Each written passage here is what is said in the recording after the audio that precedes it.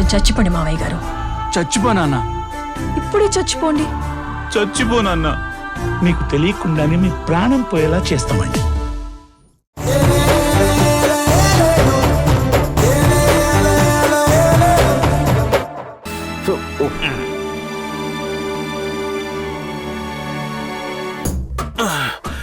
జాగ్రత్త జాగ్రత్త. అక్కడ చూడండి, అది చూడండి. జాగ్రత్త. ఆ సోఫాలో కూర్చోబెట్టండి. మెల్లిగా మెల్లగాలడు. జాగ్రత్త. బాసు, కూసాలు కదిలిపోయాయి. దయచేసి వెయిట్ తగ్గించండి. సుమారు క్వింటల్ ఉంటారనుకుంటాను. నీకు మోసే స్టామినా లేక నేను ఎక్కువ బరువు ఉన్నానంటావా గాడిద? గాడిదనే. గాడిద మోసంటే మోసాను కదా. ఇంత ఇల్లు కట్టించి ఒక లిఫ్ట్ పెట్టించలేదు. మీ దుర్మార్గం పాడుగాను. రెస్ట్ తీసుకోండి. బాగా ఆకలేస్తుంది. కిందకి ఏదో ఒకటి తినేసి వస్తాను. అల్లుడు, take care. Any help me any time. పద. అమ్మో.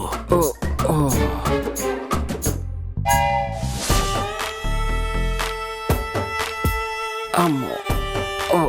అయ్యో. మారు వేషం వేసుకుని నన్ను మోసం చేశాడు.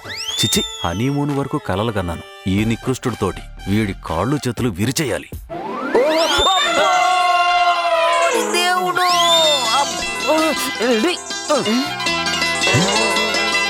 ఇదేంటి? ఈ టచ్ నేను ఆల్రెడీ ఎక్కడో ఫీల్ అయినట్టుంది. అబ్బా, నడు విరిగిందిరా నాయనా. నడు విరిగింది నాకు. లేపైకి లేస్తా. నడు కలుక్కుమంటుంది.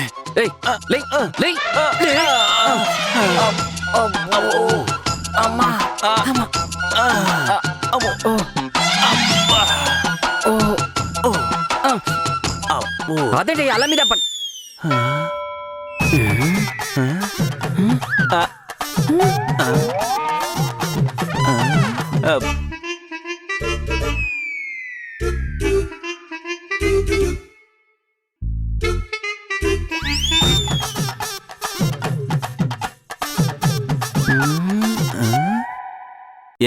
ఏంటి అలా చూస్తున్నావు?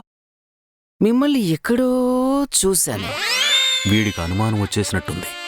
వీడు గనక నేను ముసలి వేషం వేశానని పసిగట్టాడంటే కొంప కొల్లేరైపోతుంది.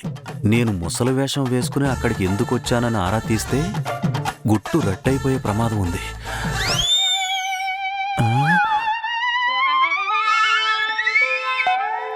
ఎక్కడో చూశాను, కానీ ఎక్కడ చూసానో గుర్తుకు రావడం లేదు. ఎక్కడ చూడవేంటయ్యా, నీ పిచ్చి కాకపోతేను. ఎంతో కాలంగా రోజు నన్ను చూస్తూనే ఉన్నావు కదా. అది కాదండి, బాగా క్లోజ్గా ఎక్కడో చూశానండి.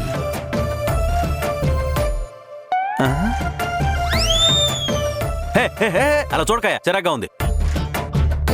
అది కాదండి, నా బుర్రలో ఏదైనా డౌట్ పడితే అది క్లారిటీ అయ్యేంత వరకు నాకు నిద్ర పట్టించవదు. మిమ్మల్ని ఎక్కడ చూస్తానంటారు? మళ్ళీ అదే అంటావు. నువ్వు రోజు నన్ను చూస్తూనే ఉన్నావు కదా. అలా చూడడం కాదండి, ఇంకోలా ఎలానో చూసినట్టున్నా. నీకు మతిపోయింది. వెళ్ళ. పట్టేస్తా.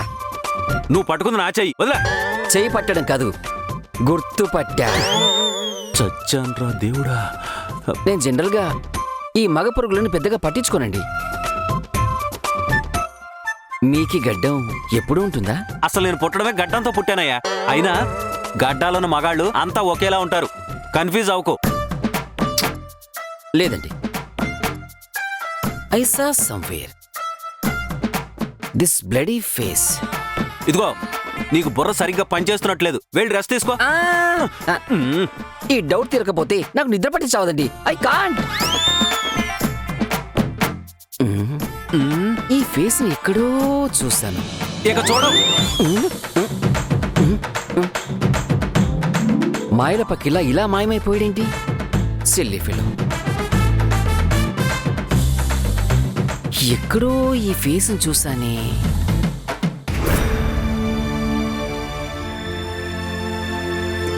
ఏంటి నాన్న ఇది? హ్యాపీగా ఉండాల్సిన టైంలో ఇద్దరు ఇలా డల్ అయిపోయారు. మీ నాన్నగారు ఆ సంతోషం కోసమే పరిగెట్టుకుంటూ వచ్చారు, కానీ ఇక్కడ మీ అత్తయ్య గారు, అమ్మగారు. రమణి, నువ్వు ఆగు. అమ్మా మధు, అమ్మాయికి పెళ్లి చేసి పంపాక తనతో అత్తారింటి గురించి ఆరా తీయడం సంస్కారం కాదు, పద్ధతి కాదు.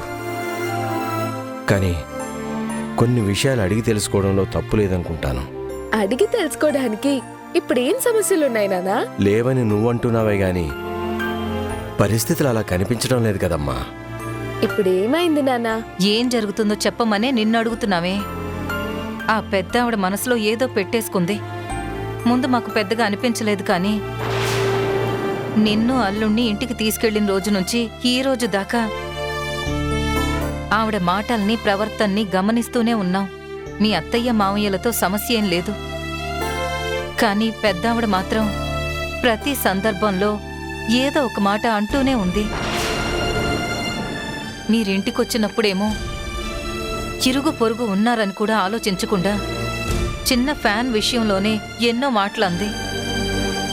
ఆ తర్వాత ఫంక్షన్లో గొడవ. అవన్నీ అప్పుడే సమసిపోయాయి కదమ్మా, ఇంకా అవే ఆలోచిస్తున్నారా మీరు?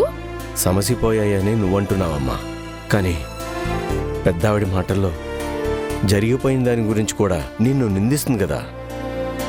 మేము పార్టీ నుండి బయలుదేరి వెళ్ళిపోయాక కూడా ఏదో ప్రాబ్లం అయినట్టుంది.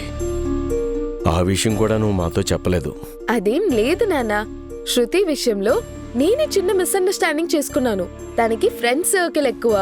ఇప్పుడు కూడా తన ఇంట్లో లేదు చూడండి. ఆ అమ్మాయి అలా పెరిగింది. నేనే అపార్థం చేసుకున్నాను. సారీ చెప్పి సాల్వ్ చేసేసాను. ఆ పెద్దావిడికి నీ మీదో మా మీదో చిన్న కోపం ఉన్నట్టుంది. నువ్వు కొన్ని విషయాలు ఆలోచించి మాట్లాడు మధు.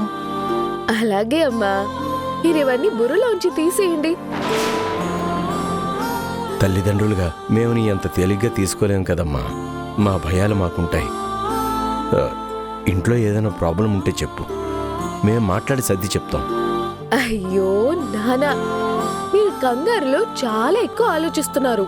అసలంత ప్రాబ్లమే లేదు. మేం భయపడతావనో బాధపడతావనో నువ్వు మా నుండి కొంత నిజం దాస్తున్నావేమో అని అనుమానంగా ఉంది మధు. అమ్మా, నీకు భలే అనుమానాలు వస్తాయి నా మీద. ప్లీజ్ అమ్మా, ఏదైనా ప్రాబ్లం ఉంటే చెప్పు. పెద్దావిడ నిన్ను ఇబ్బంది పెడుతుందా? నాన్న, బామ్మగారి మాట తీరే అంతా. ఆవిడ అందరితో అలానే కదా మాట్లాడతారు. మావయ్య గారికి బామ్మగారికి అయితే గంటకోసారి వాదనలు జరుగుతుంటాయి. కానీ ఎవ్వరం సీరియస్ గా తీసుకోము. కొంతమందికి అదో చాదస్తం. మళ్ళీ మా అందరితో బానే ఉంటుంది. మీరవేం పట్టించుకోకండి. నువ్వు చెప్పేది కూడా కరెక్టేలే అమ్మా. ఒక్కోసారి ఆవిడ మాట్లాడే తప్పని తెలియకుండా మాట్లాడేస్తుంది. సరే అమ్మా, నువ్వు మాత్రం అన్నీ సర్దుకొని నీ కాపురాన్ని చక్కదిద్దుకో. మాకదే సంతోషం. నా గురించి తెలీదా నాన్న మీకు? తెలుసమ్మా. ఆ నమ్మకంతోనే మేం తిరిగి వెళ్తున్నాం. అమ్మా, ఒకసారి అల్లుడి గారు కనబడి బయలుదేరుతాం. అలాగే నాన్న, రండి రండి.